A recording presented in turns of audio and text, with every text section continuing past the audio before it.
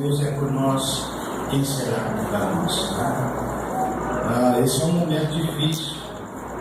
Já vim chorando praticamente um mês todinho. O meu lugar secreto é lá onde eu está, sempre lá naquele canto.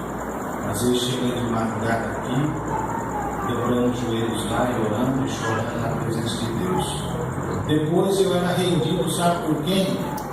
Pelo meu sim, nome de oração também. E eu sei que Deus vai levar ele para lugares secretos e altos.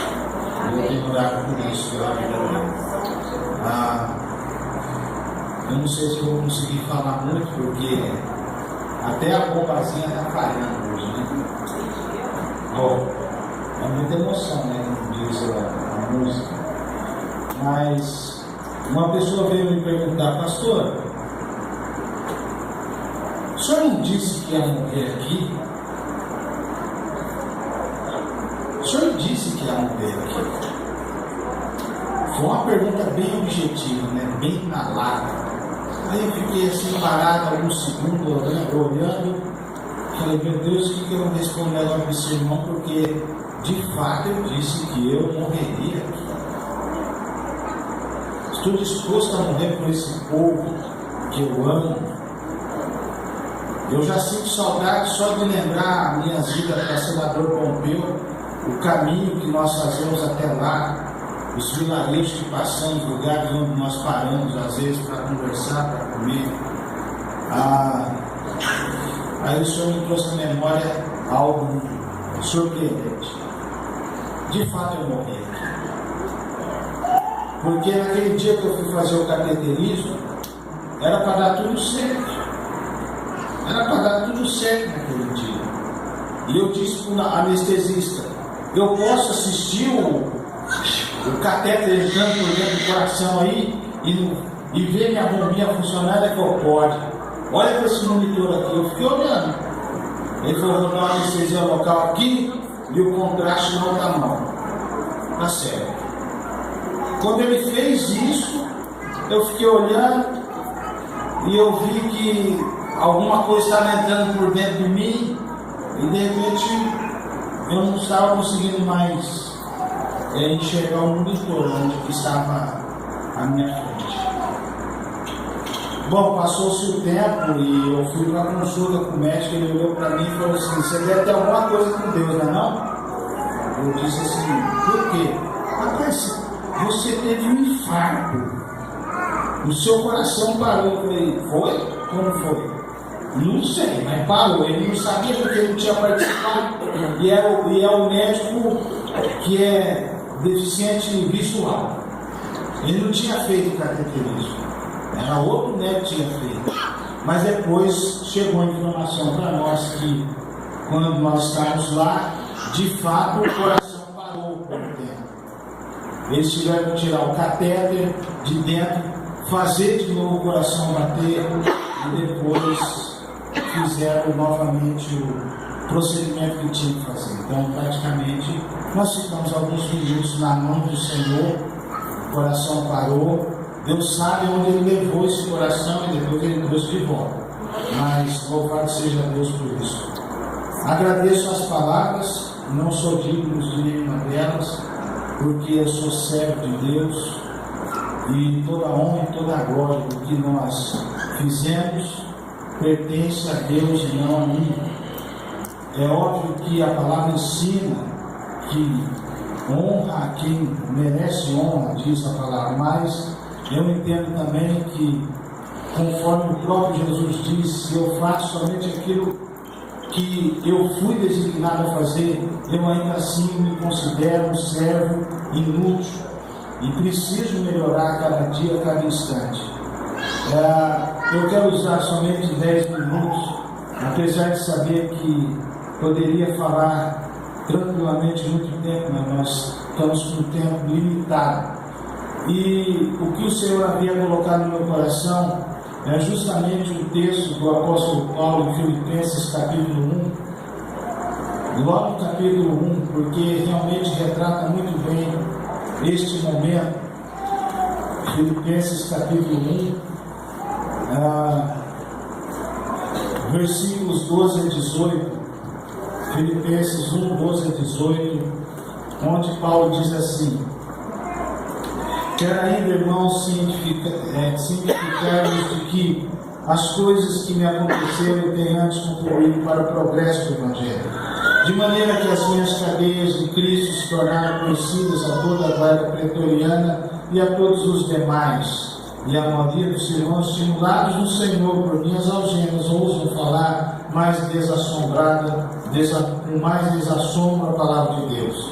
Alguns efetivamente proclamam a Cristo por inveja e porfia, outros porém fazem de boa vontade, estes por amor, sabendo que estou incumbido da defesa do Evangelho.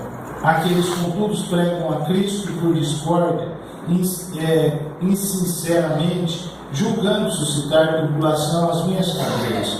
Todavia, que importa, uma vez que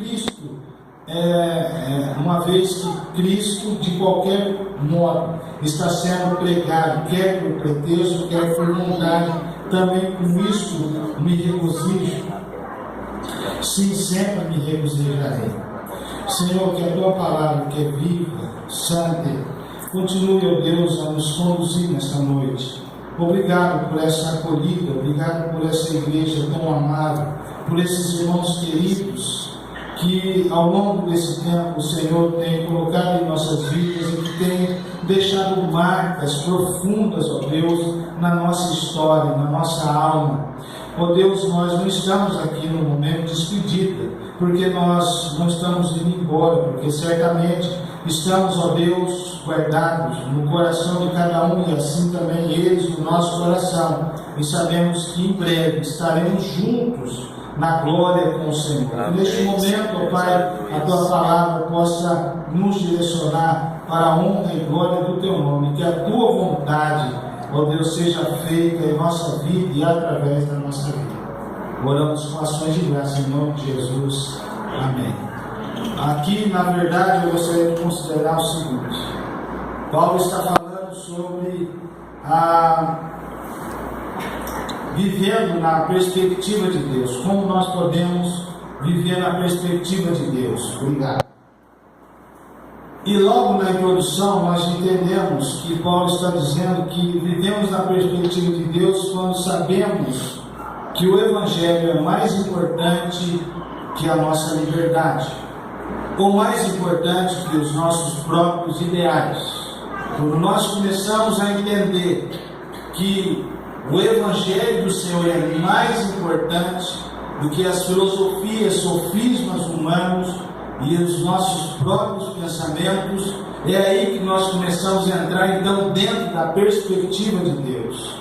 Ainda entendemos que ele está dizendo que vivemos na perspectiva de Deus quando sabemos que o Evangelho é o maior presente de Deus para a humanidade.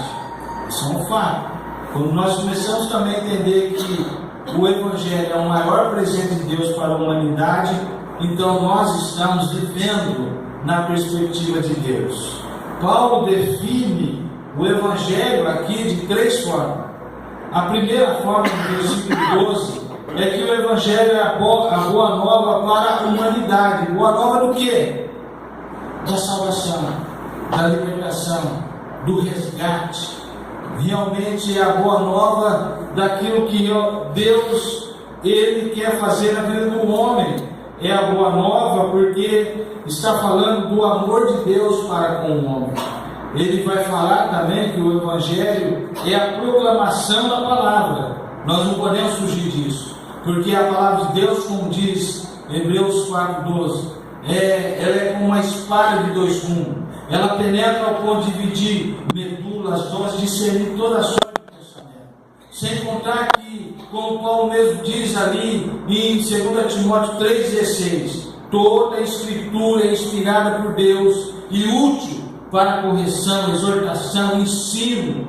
E nós sabemos também que a palavra de Deus ela tem poder para nos ajudar no momento da tentação, como Jesus assim utilizou-se da palavra, como nós vemos em Mateus capítulo 4 e também em Lucas capítulo 4, quando é narrado aquele momento em que Jesus no deserto é tentado pelo inimigo, o inimigo o afronta com a palavra, mas Jesus também com a palavra vai resistindo até que então Satanás vai embora. E é assim que acontece, porque a palavra de Deus, ela, como diz o Salmo 119, 105, ela é lâmpada para os nossos pés e luz para o nosso caminho. Como o próprio Senhor disse para Josué 1,8: Josué, não cesse de meditar no livro desta lei, porque tenha cuidado de cumprir tudo conforme está escrito aqui, para que tudo te vá bem, meu filho.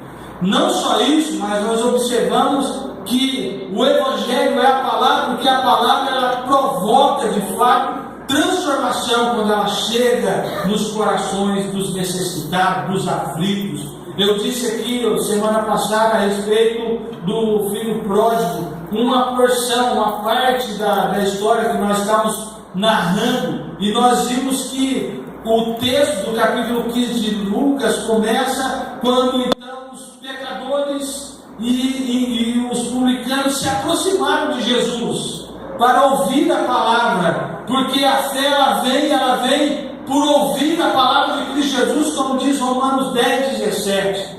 E aí, do outro lado, havia um grupo de religiosos que estavam também ouvindo Jesus, mas não com o coração daqueles pecadores e publicanos, porque os pecadores e publicanos se aproximaram porque havia uma necessidade na alma deles de transformação. Paulo também vai dizer que o Evangelho é a revelação da pessoa de Jesus Cristo, como nós vemos no versículo de número 18 desse capítulo 1 aí.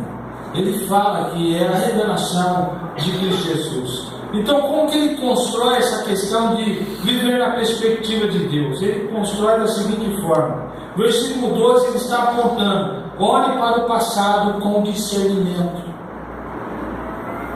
Não olhe para o passado como se eu vou ter que voltar lá para mudar as coisas, porque isso é impossível. Mas ele nos fala sobre a questão de olhar para o passado com discernimento, quando não se concentra em seu sofrimento como autopiedade. Ele via que ele estava sofrendo, mas ele não estava concentrado naquela questão como autopiedade. Ele fez uma leitura do passado pela ótica da soberania de Deus. Ele não considerou seus sofrimentos como fruto do acaso, porque ele acreditava na casualidade. Eu estou passando por isso porque eu sei que Deus tem um propósito.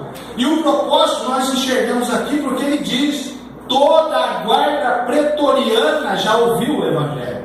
Toda. Ou seja, a guarda de elite do imperador que fazia o revezamento de turnos ali para fazer a segurança dele, a prisão dele ali se tornar eficaz, toda ela ouviu e praticamente todos eles se converteram. Todos eles foram transformados pelo poder do Evangelho. E nós observamos também que ele estava preso, mas a palavra de Deus não estava algemada de modo algum. Então ele cria de todo o coração de que de fato tinha um propósito maior, ele estar ali naquela prisão em Roma. Nós observamos que ele não considera o seu sofrimento como uma perseguição, uma mera perseguição dos homens. Ele considerou os seus sofrimentos como uma fúria de Satanás.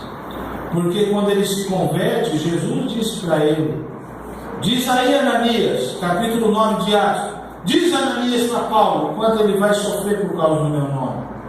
Mas nós sabemos que também Satanás tinha uma fúria muito grande pela vida dele, por ele ser um grande combatente, um grande apologeta do Evangelho e da obra do nosso Senhor Jesus Cristo. Então nós observamos que ele começa desta forma. E aí, num segundo momento, nós vemos que Paulo olha para o passado e vê um propósito divino em tudo que lhe acontecia. Tudo. E aí eu comecei a escrever o que tinha acontecido com ele. Eu fiquei assustado. Porque quando você pega o livro de Atos e começa a ler, e eu fiz uma releitura, nós descobrimos pelo menos 14 razões pelas quais ele entendia que o que ele estava passando era um propósito divino. Quer ver? Em primeiro lugar, ele foi perseguido em Damasco, Atos 9. Segundo, foi rejeitado em Jerusalém. Terceiro, ele foi dispensado do campo pelo próprio Deus. Atos 22. Nós vemos que ele foi esquecido em Tarso. Em Tarso ele ficou 10 anos sem fazer absolutamente nada, escanteado, sem que ninguém se lembrasse dele. E nós vemos em que lugar que ele foi colocado à sombra de outro líder, como é narrado em Atos 13. Ele foi apedrejado e arrastado como morto na cidade de Listra, como narrado em Atos 14, 19. Ele foi praticamente banido por Deus no seu projeto de ir para a Ásia Menor. O Senhor falou para ele: não vá não, fica por aqui. E depois ele teve a visão do varão macedônio, Atos capítulo 16. Nós vamos ver que ele foi preso e açoitado com varas em Filipos, Atos 16. Ele foi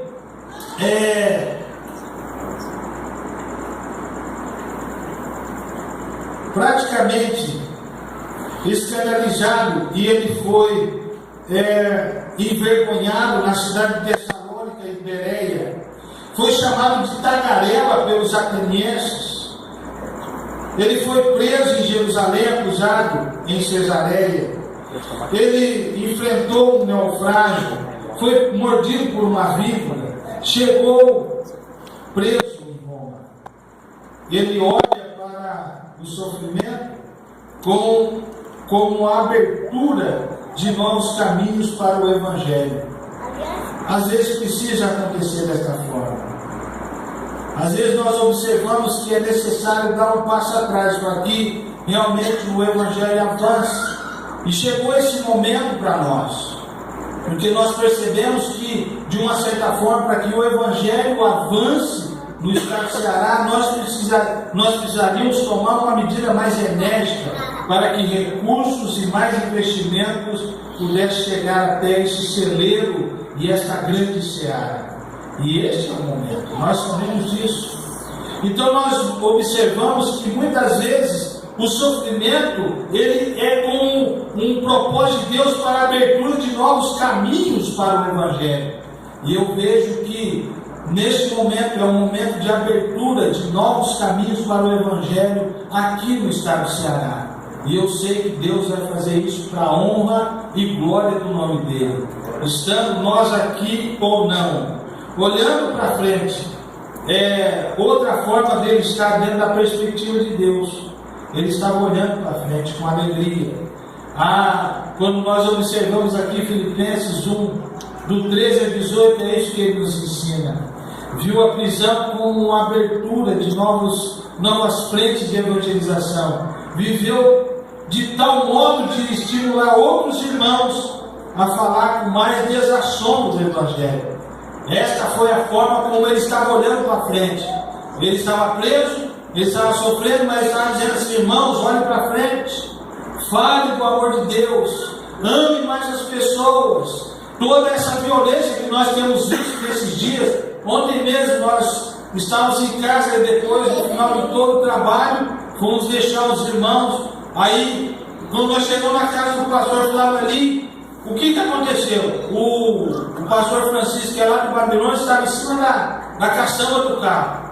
Aí ele desceu do carro, veio se despedir de mim. Eu disse para ele: por que o senhor está se despedindo de mim? Não, porque eu vou daqui para casa. Não, eu vou deixá-lo lá na sua casa. Ele ficou olhando assim: mas você acha que eu tenho medo de ir lá na Babilônia? Não tem não, entra aqui no carro. Aí ele entrou e nós fomos embora.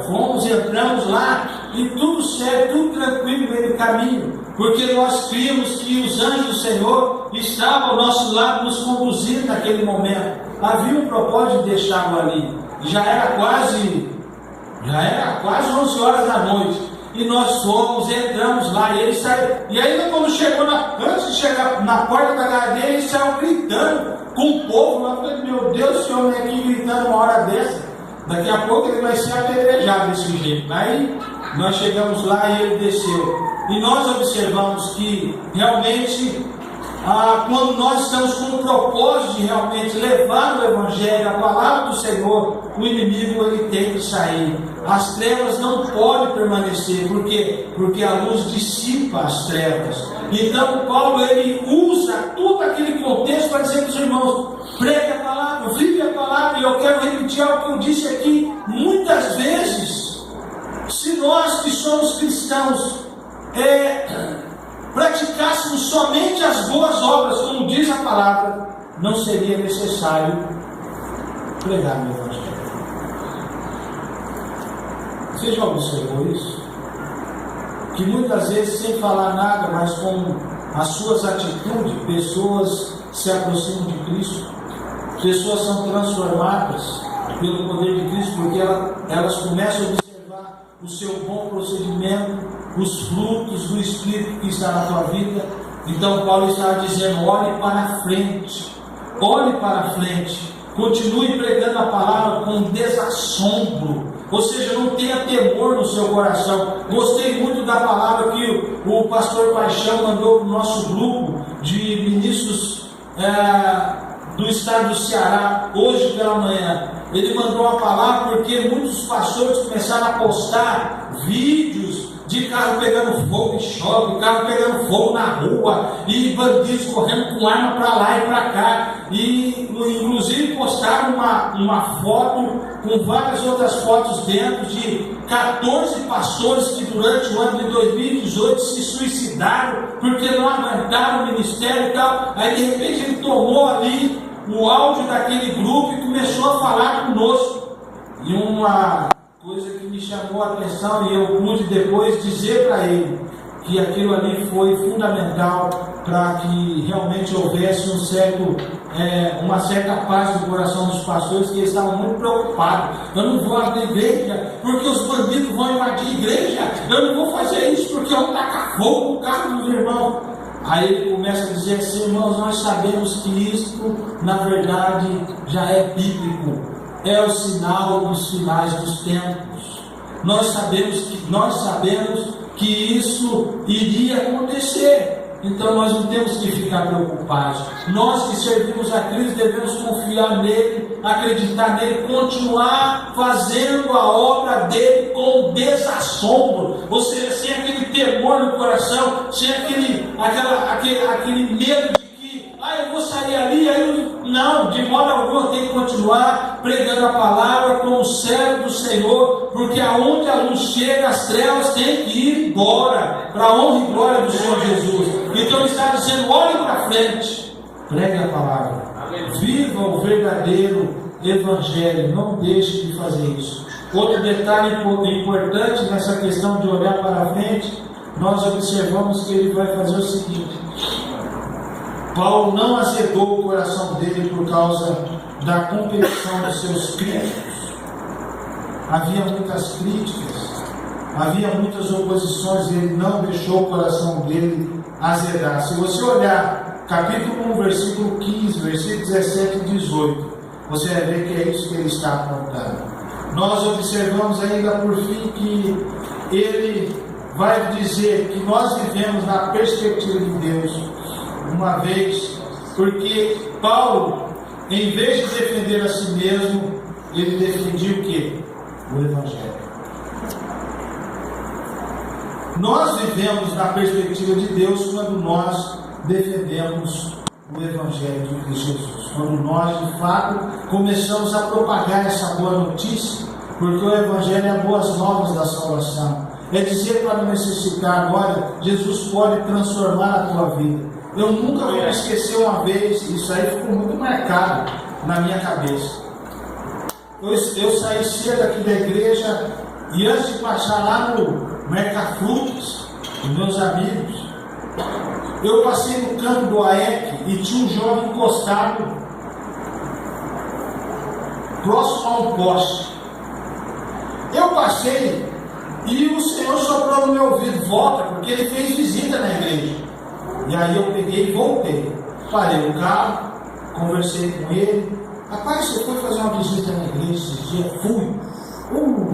Mas você não voltou porque, sabe, eu envolvi com as coisas do dia a dia, não tive tempo de voltar, e aí joga a bola aqui, faz não sei o que ali e tal, não sei o que. Só sei que nós ficamos parados ali. Eu disse assim para ele: eu posso orar por você? Ele falou: sim, pode, pastor. Aí eu abracei ali, do lado do poste, orei por ele e falei: olha, vê se você então volte para os caminhos do Senhor, porque Ele quer fazer uma grande obra na tua vida e através da tua vida. Quando eu peguei o carro e saí, eu já estava na escola, acho que é Alda Mel, um pouco mais para frente ali, né? Que eu fiz acho que era um Z, que dali, sabe? Na hora que eu fiz a lombada da Alda Mel, eu escutei alguns estampidos. E aí só deu tempo de eu fazer o quarteirão aqui na igreja. E se não me falha a memória, acho que foi a irmã Fátima que me avisou: pastor, acabaram de assassinar um jovem ali no canto do aéreo. Aí veio aquela fisgada no coração. Eu falei: não, Senhor, não. Mas eu vou passar lá para ver. E aí eu fiz a volta e passei. Quando eu cheguei lá, era o jovem que eu tinha acabado de orar com ele. Há muitos outros jovens precisando ouvir. Há muitas outras pessoas que estão precisando de um abraço, de uma oração. E você e eu não podemos ter assombro no nosso coração. Nós precisamos pegar o Evangelho com desassombro, porque isso é viver a perspectiva de Deus. Como é que nós vamos mudar todo esse quadro? Vai ser a Força Nacional? Eu vi aí 400 homens, tudo comigo, armado, cheio de farda e tal. Eles vão poder fazer alguma coisa? Eles vão poder matar o povo. Mas alguma coisa não. Por quê? Porque quem transforma vidas é Jesus Cristo. Só quem transforma vidas é Jesus. Então nós precisamos entender que o Evangelho é o remédio para a nossa sociedade. O Evangelho de Cristo Jesus é aquele que traz a verdadeira paz. É aquele que faz cessar a violência das ruas. É aquele que faz, de fato, transformar o indivíduo que era maligno em uma pessoa abençoada. Eu sempre fico olhando para o Flávio e para a Daniela. Nunca vou me esquecer do testemunho desses varões. Coisa doida. O Senhor tirou eles lá do charco do lobo. Eu vejo isso. Eu sei que Ele vai fazer isso na vida do Franco também. Mas depende dele, né, Franco? Só depende de você, de mais ninguém. Permitir que o Senhor transforme o seu coração. E a história de muitos outros. Porque sempre eu costumo dizer: você está sentado do lado de um ex. Ex o quê? Perguntei para o irmão: você é ex o quê? Já que está cheio aqui, você é ex o quê, irmão? Aí você vai ver: eu sou um ex, entendeu? Eu sou um ex também. E a minha vida mudou quando Jesus me transformou. E você pode nessa noite também ser transformado por Ele. Não perca tempo achando que os irmãos que estão aqui são seus inimigos, que ninguém ama você, que você não faça do seu sofrimento um trampolim para a questão da autopiedade. Fica aí se autocomiserando. Entenda a casualidade de Deus aí na tua vida. O que você está passando nada mais é do que um projeto de Deus para te tornar mais sábio, mais experiente, mais profundo no relacionamento com Ele. É o que você está passando, não é o teu fim. Por quê? Porque Deus tem novas histórias para escrever através da tua vida. Então, vá em frente, olhe para frente, pregue o Evangelho, viva verdadeiramente o Evangelho de Cristo Jesus e permita que esse Evangelho transforme a tua vida.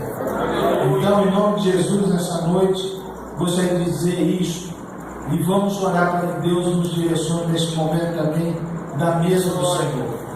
Então, feche seus olhos por um instante, baixe sua cabeça e vamos orar para a honra e glória do Senhor Jesus.